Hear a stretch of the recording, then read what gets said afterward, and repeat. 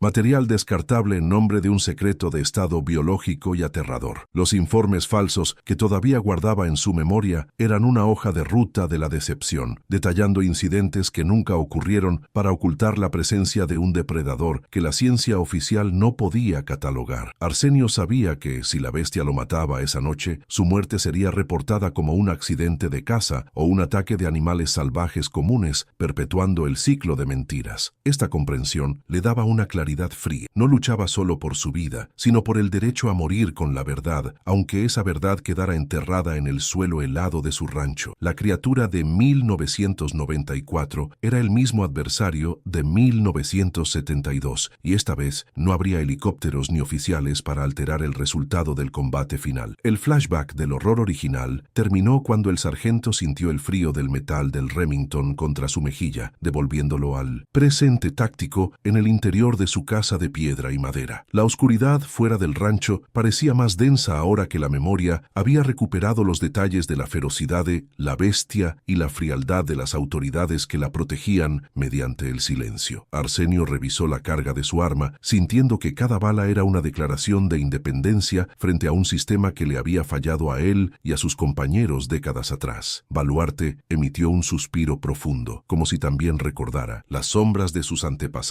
que lucharon contra las fieras en las Islas Canarias, uniendo su instinto al conocimiento militar del viejo sargento veterano. Finalmente, Arsenio comprendió que la criatura no era el único enemigo. El tiempo y el olvido eran fuerzas igualmente destructivas que amenazaban con borrar la realidad de lo que estaba por suceder en la Sierra Madre. El sargento se preparó para el asalto inminente con una calma que solo poseen aquellos que ya han visto el rostro de la muerte y han sobrevivido para contarla, aunque sea en el silencio de su propia mente. La batalla que vendría no sería registrada en ningún archivo oficial ni mencionada en los periódicos de la capital, pero para el viejo soldado sería el acto de redención necesario para cerrar el círculo de horror iniciado en la aldea de San Judas. Con el dedo cerca del gatillo y los sentidos agudizados por la adrenalina, Arsenio esperó a que la fiera hiciera su movimiento definitivo. El sargento Arsenio no esperó a que la bestia derribara su puerta, pues su instinto de cazador le dictaba que la mejor defensa es un ataque quirúrgico y bien coordinado en terreno abierto. Al abrir el pesado portón de madera, el aire gélido de la Sierra Madre Occidental golpeó su rostro con la fuerza de una advertencia, pero el veterano no retrocedió ni un solo centímetro. Cargó su Remington 700 con cartuchos de punta hueca, sintiendo el peso reconfortante del metal contra su hombro, mientras Baluarte salía a su lado, moviéndose como una sombra atigrada lista para la ejecución. La decisión estaba tomada. El rancho dejaría de ser una ratonera para convertirse en el epicentro de una emboscada táctica diseñada para aniquilar a la fiera que osó profanar su territorio. Cada paso sobre la nieve endurecida era un compromiso con la violencia necesaria para restaurar el orden orden natural en las montañas. La preparación del terreno requirió de una astucia que solo décadas de servicio en las fuerzas especiales podían otorgar a un hombre enfrentado a lo imposible y lo letal. Arsenio desplegó una serie de hilos de tropiezo conectados a bengalas de magnesio y campanas de bronce rústicas, creando un sistema de alerta temprana que cubriría los puntos ciegos de su línea de visión perimetral. Utilizó la topografía del terreno a su favor, colocando cebos de carne fresca impregnados con su propio olor para atraer a la criatura hacia un corredor de fuego cruzado donde la agilidad de la bestia fuera neutralizada por la densidad de los matorrales. El sargento sabía que la inteligencia táctica era su única ventaja real frente a la fuerza física descomunal de un adversario que no comprendía la balística ni las leyes de la física humana. Cada trampa era un nudo en la soga que pronto apretaría el cuello de la fiera. Se adentró en la espesura del bosque de pinos, donde la luz del atardecer apenas lograba filtrarse entre las copas de los árboles, creando un juego de luces y sombras que engañaba a los ojos menos entrenados. El olor a resina congelada y tierra húmeda se intensificó, ocultando por momentos el rastro olfativo que Baluarte intentaba seguir con una concentración que rozaba lo sobrenatural en su intensidad depredadora. Arsenio se movía con la parsimonia de un fantasma, evitando pisar las ramas secas que pudieran delatar su posición ante los oídos agudizados de la fiera que, sin duda, ya sentía su presencia en los dominios de la montaña. La atmósfera se volvió opresiva, cargada de una electricidad estática que hacía que el vello de sus brazos se erizara bajo la chaqueta militar, anunciando que el encuentro final estaba a solo unos cientos de metros de distancia estratégica en la Sierra Alta. El hallazgo de un rastro fresco de fluidos corporales y jirones de pelaje acincentado confirmó que la criatura había estado acechando el rancho desde un promontorio rocoso cercano a la fuente de agua. Las huellas eran profundas, indicando que el peso de la bestia se hundía con fuerza en 1960. El barro, debido a una masa muscular hipertrofiada que ningún animal común de la región podría poseer de forma natural. Arsenio examinó los restos de una presa reciente, un ciervo cuyo cuerpo había sido abierto con una precisión quirúrgica que recordaba los ataques en San Judas décadas atrás. La sangre aún estaba caliente, evaporándose en el aire gélido de Durango y creando una bruma rojiza que saturaba el ambiente con un olor metálico insoportable para cualquier persona civil. El sargento ajustó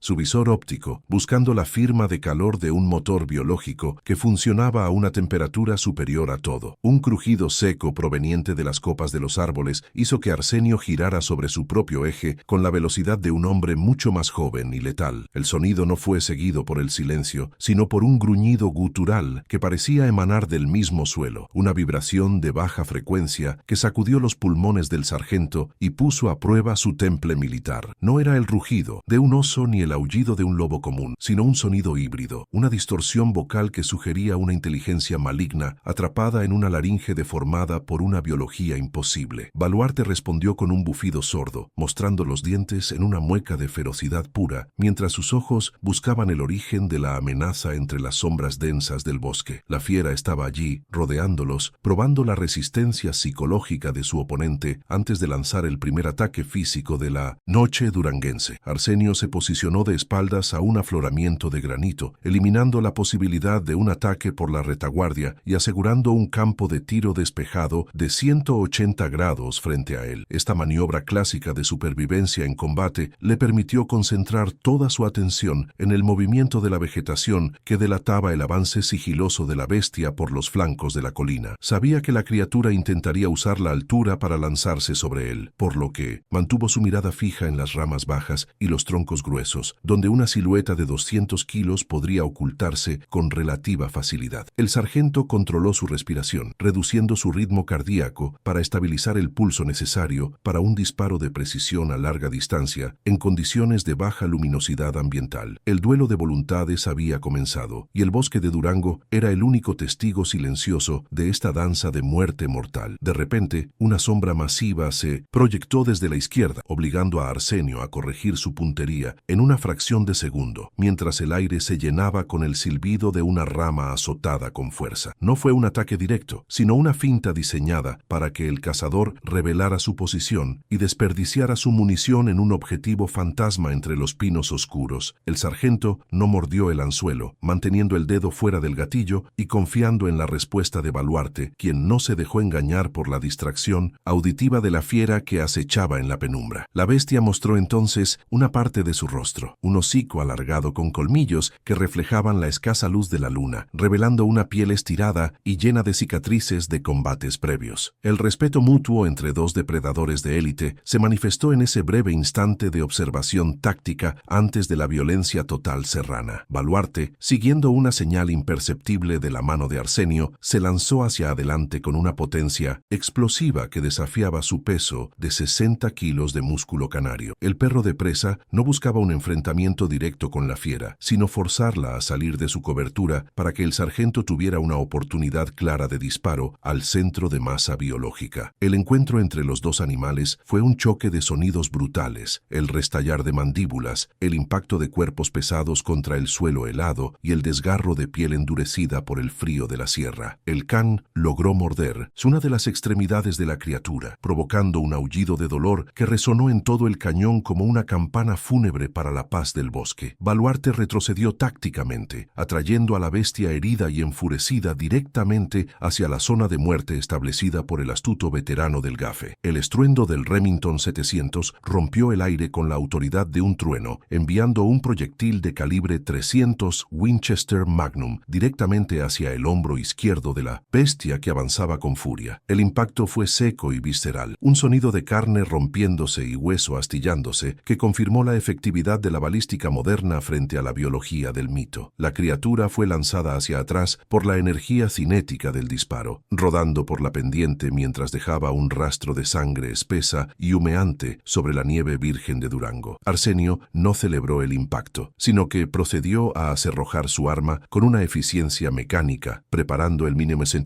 segundo disparo antes de que el adversario pudiera recuperar el equilibrio y lanzar una contraofensiva desesperada. El sargento sabía que una herida de ese calibre solo serviría para aumentar la ferocidad de un hombre lobo que ya no temía. Lejos de retirarse, la fiera se incorporó con una rapidez aterradora, ignorando el agujero sangriento en su hombro y lanzando un rugido que hizo vibrar el metal del fusil en las manos de Arsenio. El dolor parecía actuar como un catalizador de su adrenalina, transformando sus movimientos erráticos en una carga frontal cargada de una intención asesina que desafiaba cualquier instinto de preservación biológica racional. La bestia se desplazaba ahora en 4 patas, aprovechando su bajo centro de gravedad para ganar velocidad mientras esquivaba los troncos de los pinos con una agilidad que recordaba a un rayo oscuro atravesando la maleza. El sargento mantuvo la calma, ajustando su puntería al pecho de la criatura, buscando el corazón o los pulmones, para detener definitivamente esa máquina de matar de carne y hueso. La distancia se reducía drásticamente, dejando apenas espacio para una última maniobra defensiva antes del contacto físico inevitable en la montaña nevada duranguense. El segundo disparo impactó en el torso de la criatura, pero la inercia de su carga la llevó a chocar violentamente contra la posición de Arsenio, lanzándolo contra la pared de granito con una fuerza brutal. El sargento sintió como sus costillas crujían bajo el impacto, pero su entrenamiento le permitió retener el cuchillo cavar, mientras el Remington salía despedido hacia un lado en medio de la confusión del combate cercano. La bestia estaba encima de él, con su hálito fétido inundando sus sentidos y sus garras buscando desgarrar la garganta del hombre que se atrevió a desafiarla con fuego y plomo. Arsenio utilizó sus piernas para mantener la distancia, empujando el abdomen de la fiera mientras buscaba un punto débil con el acero de su daga de combate de las fuerzas especiales. La lucha se volvió un torbellino de sangre, sudor y jadeos agónicos en la Sierra Madre Occidental. Con un movimiento fluido y desesperado, Arsenio hundió la hoja del cavar en el cuello de la criatura, sintiendo la resistencia del tejido muscular denso y el calor de la sangre arterial brotando sobre su mano. La bestia reaccionó con un espasmo de dolor puro, soltando el hombro del sargento y retrocediendo unos pasos mientras intentaba arrancarse el acero incrustado en su garganta con sus propias garras. Ese breve respiro fue suficiente para que Baluarte regresara al ataque, clavando sus mandíbulas en la pata trasera de la fiera y derribándola nuevamente sobre el suelo congelado del bosque de pinos. El sargento se puso de pie con dificultad, recuperando su Remington y asegurándose de que la recámara tuviera un nuevo cartucho listo para la ejecución final del depredador que se desangraba frente a él. La inteligencia humana y la lealtad canina habían superado, por un margen estrecho, la fuerza bruta del monstruo del pasado nacional. ¿Qué secreto secreto guardan las montañas que el gobierno prefiere ver arder antes que admitir. Haz clic aquí para ver cómo termina este enfrentamiento legendario y comparte tu teoría sobre el origen de la bestia en los comentarios. El sargento Arsenio no perdió tiempo en contemplaciones filosóficas mientras apuntaba el cañón de su fusil a la cabeza de la criatura que intentaba levantarse por última vez. La fiera lo miró con unos ojos que por un segundo parecieron reflejar una chispa de comprensión humana, antes de volver a la opacidad salvaje de la muerte inminente. El dedo de Arsenio presionó el gatillo con una suavidad profesional, liberando la última bala que pondría fin al sufrimiento biológico de la entidad y al terror que había sembrado en las tierras altas de Durango. El disparo resonó, apagando la vida del hombre lobo y dejando un silencio sepulcral que solo fue roto por él. Mientras el sargento recuperaba el aliento, el pequeño radio de policía que llevaba sujeto al cinturón comenzó a emitir estática, seguida de la voz distorsionada de un oficial local que informaba sobre múltiples avistamientos de osos agresivos en la zona. Las autoridades estaban activando el protocolo de desinformación incluso antes de que la sangre de la criatura terminara de enfriarse sobre la tierra de la Sierra Mexicana de 1994. Arsenio escuchó con una mueca de desprecio cómo los despachadores ordenaban a las patrullas rurales que mantuvieran a los civiles alejados del sector del rancho debido a un supuesto brote de rabia en la fauna local. Era el mismo patrón de silencio y mentiras que había visto décadas atrás, una maquinaria burocrática diseñada para sepultar la verdad bajo capas de informes falsos y amenazas veladas a los testigos presenciales. La verdadera batalla, comprendió el veterano, apenas estaba comenzando en el terreno de la información oficial controlada. Arsenio levantó su visor térmico una vez más, pero esta vez no buscaba a la criatura que yacía muerta a sus pies, sino rastros de calor que indicaran la proximidad de unidades humanas moviéndose por el bosque. A través de la lente, el cadáver de la bestia brillaba con una intensidad blanca que se desvanecía lentamente a medida que la vida abandonaba sus tejidos hipertrofiados y el frío del invierno reclamaba su energía. No detectó otros movimientos en las cercanías inmediatas, pero sabía que el tiempo para procesar el sitio era limitado antes de que los camiones militares sin insignias aparecieran en el horizonte del camino de terracería. El sargento examinó el cuerpo con una mezcla de asco y curiosidad técnica, notando que la anatomía de la fiera presentaba estructuras óseas que no encajaban en ninguna especie conocida, confirmando que su existencia era un desafío directo a la ciencia biológica tradicional y establecida en el país. El sonido del viento entre los pinos traía consigo el eco lejano de motores pesados, una señal inequívoca de que la caballería del encubrimiento estaba en camino para limpiar el desastre biológico dejado por el sargento Arsenio. El veterano comenzó a recolectar sus herramientas y a borrar sus propios rastros tácticos, consciente de que su supervivencia dependía ahora de su capacidad para desaparecer de nuevo en las sombras de la historia oficial. Baluarte cojeaba levemente debido a una herida en la pata, pero se mantenía alerta, vigilando el linde del bosque, mientras su amo realizaba las tareas finales de recolección de evidencia personal. Los impactos de la lucha eran visibles por doquier, troncos destrozados por la fuerza de la bestia, ramas arrancadas de cuajo y el suelo removido como si un tractor hubiera pasado por la zona de la emboscada. Cada marca hablaba de la violencia visceral de un encuentro que nunca sería admitido por el gobierno federal mexicano. La sangre del hombre lobo era de un color rojo oscuro, casi negro bajo la luz de la linterna de Arsenio, y poseía una viscosidad que la hacía difícil de limpiar de las superficies de piedra y madera. El sargento tomó una pequeña muestra de tejido antes de que llegaran los encargados de la incineración, guardándola en un envase metálico hermético que ocultaría en un lugar seguro fuera de su propiedad principal. Sabía que tener esa evidencia era su único seguro de vida frente a los hombres que llegarían pronto con trajes de protección y órdenes de silenciar a cualquier costo la verdad de Durango. La herida en el hombro de la fiera seguía drenando un fluido denso que olía a azufre y carniz, una firma química que Arsenio nunca olvidaría y que asociaría siempre con la corrupción de la naturaleza salvaje. El veterano se sintió viejo, pero satisfecho por haber cumplido con su deber de guerrero solitario en la montaña. Arsenio regresó a su casa con Baluarte, cerrando todas las entradas y preparando una coartada sólida basada en su rutina de aislamiento y su desconfianza hacia los extraños que frecuentaban la Sierra de Durango. Limpió el Remington con meticulosidad, eliminando cualquier rastro de pólvora y residuos biológicos que pudieran vincularlo directamente con el cadáver que pronto sería descubierto por los equipos de limpieza militar. Sus manos manos ya no temblaban. La adrenalina había sido sustituida por una calma fría y analítica que le permitía anticipar los movimientos de sus perseguidores institucionales con una precisión matemática. Sabía que lo interrogarían, que registrarían su rancho y que intentarían intimidarlo, pero también sabía que él era el único que quedaba vivo con el conocimiento necesario para enfrentar a la próxima fiera que saliera de la oscuridad de las montañas. El sargento estaba listo para la guerra psicológica que seguiría a la batalla física y sangrienta vivida. La mole de carne y pelaje permaneció inmóvil bajo la luz de las estrellas, convirtiéndose en una mancha oscura sobre el paisaje blanco y desolado de las tierras altas de la Sierra Madre Occidental de México. El hombre lobo, esa pesadilla biológica que había acechado la memoria de Arsenio por décadas, era ahora solo un montón de materia orgánica, sujeta a la descomposición y al escrutinio de los hombres de uniforme. El sargento miró por última vez a la fiera desde la ventana de su hogar, sintiendo un peso que no era el del arma, sino el de una responsabilidad histórica que nadie más quería aceptar. La montaña parecía haber recuperado su equilibrio, pero Arsenio sabía que la oscuridad siempre encontraba una forma de regresar, especialmente en una tierra donde los secretos se alimentaban de la sangre de los olvidados y la indiferencia de los poderosos. La batalla final había concluido, pero la guerra por la verdad absoluta apenas comenzaba. El silencio absoluto regresó al rancho, roto únicamente por el crujido de la leña en el hogar y el sonido rítmico de la respiración de Baluarte descansando sobre la alfombra de piel de coyote cerca del fuego. Arsenio se sentó en su silla de madera, manteniendo el fusil al alcance de su mano, mientras observaba el amanecer que empezaba a teñir de naranja las cumbres nevadas de la Sierra de Durango. No había gloria en esta victoria, solo la amarga satisfacción de haber sobrevivido a un horror que la mayoría de los hombres preferiría negar antes que enfrentar con valentía y herramientas tácticas efectivas. El invierno de 1994 quedaría marcado en su calendario personal como el año en que el pasado y el presente chocaron con una violencia inaudita en su propio patio trasero. Con los sentidos todavía alerta, el viejo sargento esperó el primer aviso. Los camiones militares sin insignias llegaron cuando el sol aún no terminaba de despuntar sobre los riscos de la Sierra Madre Occidental, rompiendo la paz con el rugido de motores diésel que parecían fuera de lugar en aquel santuario de silencio y escarcha. Hombres con rostros inexpresivos y uniformes de fatiga genéricos descendieron con la rapidez de quienes están acostumbrados a limpiar los rastros de lo imposible antes de que el mundo despierte. Arsenio los observó desde el alpendre, con el Remington cerca, pero fuera de la vista directa, reconociendo el protocolo de contención que él mismo había ayudado a ejecutar en sus años mozos como miembro del cuerpo de élite nacional. No hubo saludos ni cortesías militares, solo el despliegue de cordones de seguridad y la instalación de focos halógenos que convertían el sitio de la batalla en un escenario estéril bajo el control absoluto de una autoridad que oficialmente no existía en el mapa de Durango. La zona fue declarada bajo cuarentena inmediata por un supuesto brote de fiebre aftosa, una excusa recurrente y eficaz que permitía a las autoridades civiles y militares restringir el paso de cualquier curioso o periodista local con ansias de verdad. Alambradas de púas nuevas fueron colocadas alrededor del perímetro del rancho, transformando el hogar de Arsenio en una isla de sospecha y aislamiento forzado bajo la vigilancia constante de centinelas que evitaban el contacto visual con el viejo sargento. El veterano entendía que esta era la forma en que el Estado reclamaba su dominio sobre la narrativa, borrando la existencia de la fiera y sustituyéndola por una crisis sanitaria manejable en los archivos burocráticos del país. A pesar de estar en su propia tierra, el hombre se sentía como un prisionero de un secreto que era demasiado pesado para ser compartido con los ignorantes que habitaban en las ciudades lejanas y seguras del valle. Un oficial de alto rango, cuya mirada carecía de cualquier rastro de humanidad o empatía, se acercó a Arsenio para realizar un interrogatorio que era más una serie de advertencias veladas que una búsqueda real de información táctica. El militar no preguntó por la biología de la bestia ni por la técnica utilizada para abatirla, pues sus carpetas ya contenían informes detallados sobre incidentes similares ocurridos en otros rincones oscuros de la geografía nacional. Se le ordenó al sargento mantener un silencio absoluto bajo la amenaza de ser borrado de todos los registros de pensiones y de ser procesado por la posesión de armas no autorizadas por la ley de fuego vigente. Arsenio escuchó cada palabra con la calma de quien ya conoce el precio de la verdad, sabiendo que su silencio era el único trato que permitiría que Baluarte y él permanecieran mantuvieran en la sierra sin ser molestados por el brazo ejecutor del silencio gubernamental. El cuerpo de la fiera fue arrastrado hacia una fosa improvisada donde se vertieron galones de combustible y agentes químicos diseñados para acelerar la descomposición y destruir cualquier rastro de material genético que pudiera ser analizado posteriormente. El humo negro y denso que se elevó hacia el cielo de Durango llevaba consigo el olor acre de la carne quemada y el azufre, una fragancia de infierno que se pegó a las paredes del rancho como un recordatorio persistente de la violencia vivida. Arsenio vio cómo el fuego consumía la evidencia de su victoria, dándose cuenta de que la historia oficial nunca admitiría que un hombre de 68 años y su perro habían hecho el trabajo que el ejército prefería evitar. Las llamas bailaban con una ferocidad que igualaba a la de la bestia, purificando el terreno de la presencia física del monstruo, pero dejando intactas las cicatrices psicológicas en la memoria del sobreviviente curtido. Con la desaparición de los restos físicos, la lucha de Arsenio se trasladó al campo de la memoria y la responsabilidad histórica de un hombre que sabe que el mal no se extingue con una bala de punta hueca. El sargento cargaba ahora con el fardo de ser uno de los pocos guardianes de una realidad prohibida, un testigo de la colisión entre la biología más salvaje y la mitología que los pueblos rurales susurraban durante las noches de tormenta. Cada vez que cerraba los ojos, la imagen de la fiera cargando entre los pinos regresaba con una nitidez que desafiaba el paso de los años y el cansancio de su cuerpo envejecido. La responsabilidad de recordar a los compañeros caídos en San Judas y el enfrentamiento en su propio rancho se convirtió en su nueva misión, una guardia solitaria que no terminaba con el amanecer ni con la retirada de los camiones militares de su propiedad rural. El debate interno sobre la naturaleza de la criatura, si era un nahual fruto de ritos antiguos o un animal desconocido para la ciencia moderna, permaneció sin resolver en la mente analítica del exmilitar de élite. Para el sargento, lo único que importaba era que la fiera sangraba y sentía dolor, lo que la alejaba de las supersticiones mágicas y la colocaba firmemente en el reino de lo biológico y lo tangible. Sin embargo, el hecho de que el gobierno invirtiera tantos recursos en ocultar su existencia sugería que el fenómeno tenía implicaciones que iban más allá de un simple depredador de montaña fuera de lugar. La criatura representaba una falla en el orden establecido, un recordatorio de que existen fuerzas en la naturaleza que no pueden ser domesticadas ni explicadas mediante los manuales de procedimientos operativos convencionales de las Fuerzas Armadas o las instituciones de investigación científica actuales del Estado. La reclusión de Arsenio se profundizó en las semanas siguientes, mientras las huellas de los neumáticos militares se borraban bajo las nuevas nevadas que cubrían la Sierra Madre Occidental con un manto de olvido blanco y gélido. Baluarte se recuperaba lentamente de sus heridas, manteniendo su posición de vigía junto a la puerta, como si esperara que otra sombra masiva